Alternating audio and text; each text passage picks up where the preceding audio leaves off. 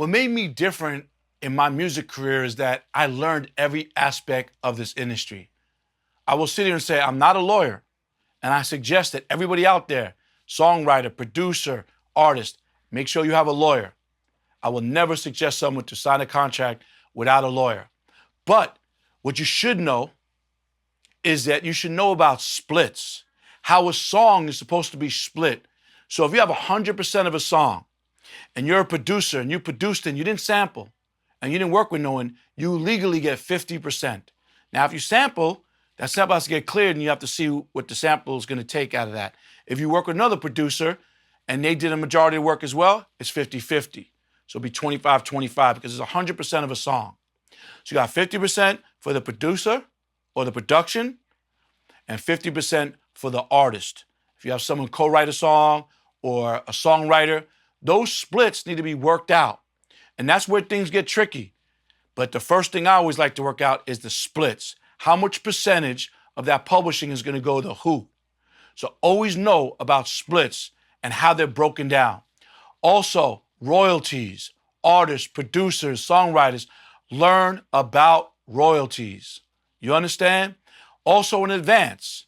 You know, if you're a producer, you get an advance. That could be recouped against royalties because sometimes producers get paid up front. Artists, if you're doing a feature, you're going to get paid up front maybe for that feature. You might even do a swap. Just make sure all the paperwork and the clearances are done. Neighboring rights for producers all around the world. People don't know this gem. Neighboring rights is if you're a producer and you did something international, but the record came out, in the United States, you still have rights to collect money from international because certain things were done there. Learn the business side of this music business, the legal part of it. That's the most important thing. So many people are signing contracts, they're signing their publishing away, they're signing advances, and then they're not getting no back end or not getting no royalties. Learn the business, get a lawyer, educate yourself about those things because that's the most important things. Royalties. Royalties will come for the rest of your life after you recoup what was spent. Publishing is what we call mailbox money. A lot of artists out there, they do admin deals, co-pub deals, publishing deals, and there's some artists and producers that never did a pub deal. That's what's going to make you wealthy. You understand? Just learn about everything. And also learn this. When you do get an advance from a record company, some of that got to be put aside for taxes. You have to pay the IRS. And a lot of people think when they get $1 million check, it's $1 million for them, and it's not. So, there's situations that, an artist just took the advance and signed a contract or a piece of paper and signed his publishing away and his royalties away. That's called work for hire. And so many producers do that, and then a record comes out and just goes fucking crazy, platinum, streams hundreds of millions, and they don't get nothing but that quick little advance. You get what I'm saying? There's people in studio sessions that write a song and just took $500 and didn't know about publishing. And that song became a big hit, and they could have made millions and millions of dollars. There's so many scenarios out there about this. I've been in sessions where, I want to know who's who, and I want to deal with everybody's team because I want to make sure everybody gets their proper share.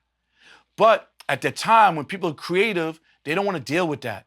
And months go by and people forget what they wrote or who produced this and if they did this and did that. And then people forget. And you got to go backtrack and find all these things. And there's so many stories like this in the music business that goes on in the studio sessions because you know what? They're in there creating. They're not worried about splits and advances and how much the royalties are. That's where the business side is.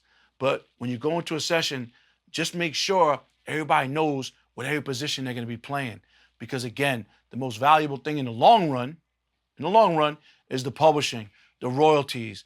People just want that quick advance, but sometimes you just sold your soul and you don't own anything in the past, in the back end.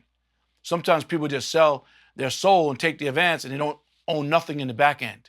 Sometimes the back end is more valuable than the front end because the front end is just an advance and that's gone real quick.